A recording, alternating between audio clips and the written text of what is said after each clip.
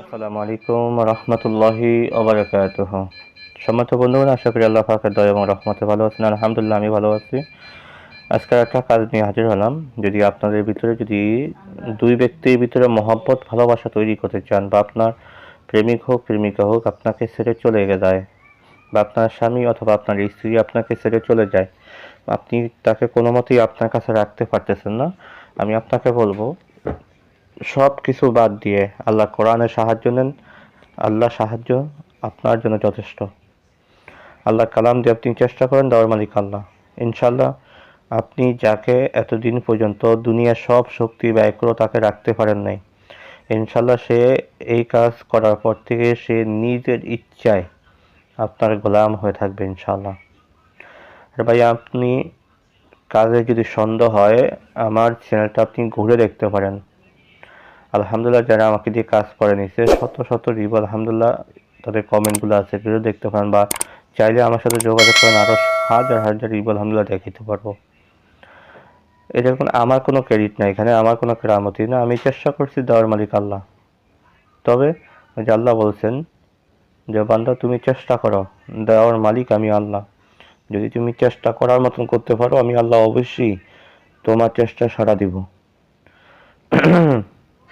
তো আল্লাহ কালাম দিয়ে চেষ্টা করবেন, আল্লাহ পাক নিশ্চিত ফলাফল দেবে। তদবিরের কোনো ক্ষমতা নেই, নকশারও কোনো ক্ষমতা নেই, মানুষের কোনো ক্ষমতা নেই।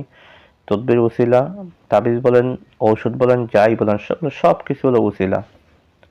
দেওয়ার মালিক, ভালো করার মালিক, সর্বক্ষেত্রে সকল ক্ষমতার মালিক একমাত্র আল্লাহ। এতটুকু আপনার ঈমান ও বিশ্বাস থাকতে হবে। আপনি যদি মনে করেন যে তাবিজ আমার জন্য যথেষ্ট, তাহলে আপনি সেরে কি করলেন? আপনি যদি মনে করেন ঔষধ আমার জন্য যথেষ্ট, আপনি সেরে কি করলেন? আপনার মনে রাখতে হবে যে তাবিজ, ঔষধ বা মানুষ কেউ কোনো কিছু করতে পারবে না। এগুলো সব উসিলা করার মালিক আল্লাহ। এতটুকু ঈমান ও বিশ্বাস নিয়ে যদি আপনি আল্লাহর কোরআন দিয়ে সাহায্য চান, আল্লাহর কোরআন দিয়ে কাজ করেন, আল্লাহ আপনাকে 100তে 100 নিশ্চিত ফলাফল দিবে ইনশাআল্লাহ। তো আসলে বেশি কথা বলবো না। আপনি যদি আপনার সেই মানুষটাকে আপনার কাছে ধরে রাখতে চান, তাহলে আমি আপনাকে এই কাজটা করার জন্য বলবো। আপনি সর্বপ্রথম যে অরিজিনাল মেশকো জাফরান কালিটা আছে, অরিজিনাল মেশকো জাফরান কালিটা আপনি সংগ্রহ করেন। 1 নম্বরে আপনি কালি সংগ্রহ করেন। খুব সহজ একটা কাজ। 1 নম্বর কালি সংগ্রহ করেন, করে আপনি বৃহস্পতিবার সূর্য ওঠার সময়, ফজরের নামাজের পর যখন সূর্যটা ওঠে, ওই সূর্য ওঠার সময় জাফরান কালি দিয়ে আমি এই ছোট্ট যে নকশা দিয়ে দিব, এই ছোট্ট একটা কোরআনের নকশা, এই নকশাটা আপনি সুন্দরভাবে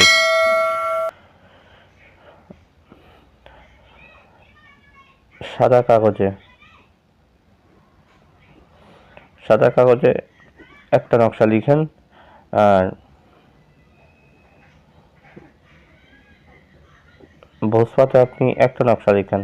এতটুকুই আপনার জন্য যথেষ্ট। সাদা কাগজে একটা, যদি সে কঠিন আরো মারাত্মক হৃদয়ের হয়ে থাকে, তাহলে সাদা কাগজে 3টা নকশা লিখেন। তো এই 3টা নকশা আপনি লিখেন, আর ভোজপাতে একটা নকশা লিখেন। যখন আপনার লেখা যখন শেষ হয়ে যাবে, তখন আপনার কাজ হয়েছে। ওয়াদ-দুহা ওয়াল-লাইলি ইযা সাজা মা ওয়াদ্দাআকা রাব্বুকা ওয়া মা ক্বালা। এই সূরাতুদ দোহা, সূরা দোহা 201 বার পাঠ করে আপনি নকশাটার উপরে ফু দেন। তাবিজের নিচে অবশ্যই আপনার নাম, আপনার মায়ের নাম, আলা হুব্বি আপনার সেই কাঙ্ক্ষিত ব্যক্তির নাম, তার মায়ের নামটা কিন্তু লিখতে হবে। আমলের একবার সূরা দোয়া করবেন, একবার নাম নিয়ে তাবিজের উপরে ফু দিবেন।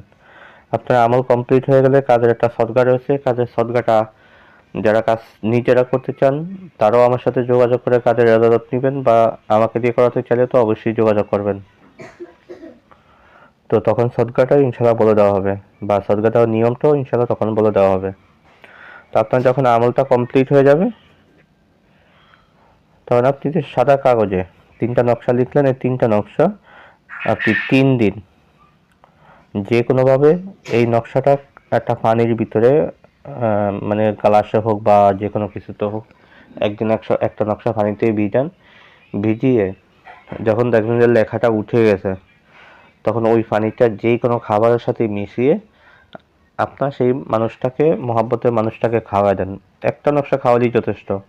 যদি সে আরও কঠিন মারাত্মক হৃদয়ের হয়ে থাকে, তাহলে 3 দিন 3টা নকশা আপনি তাকে পানিতে ভিজিয়ে ওই পানিটা তাকে খাওয়ান। আর ভোজপথে যে নকশাটা লিখলেন, ওই নকশাটা আপনার হাতে অথবা গলায় ব্যবহার করেন।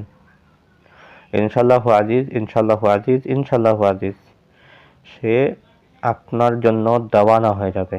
দুনিয়ার সব শক্তি যার জন্য ব্যয় করছেন, রাখতে পারেন নাই, সে এখন নিজেই আপনার গোলামি করবে ইনশাল্লাহ।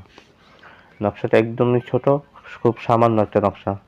একজন অপরজন ব্যতীত থাকতে পারবে না। তাবিজটি খুবই পরীক্ষিত কাজ, এই নকশাটা। বন্ধু, আজকে আলোচনাটা এই পর্যন্ত থাকবে। দেখা হবে পরবর্তী ভিডিওতে। সে পর্যন্ত আমার সাথেই থাকেন। ওয়া মা তাওফীক ইল্লা বিল্লাহ। আসসালামু আলাইকুম ওয়া রাহমাতুল্লাহি ওয়া বারাকাতুহু।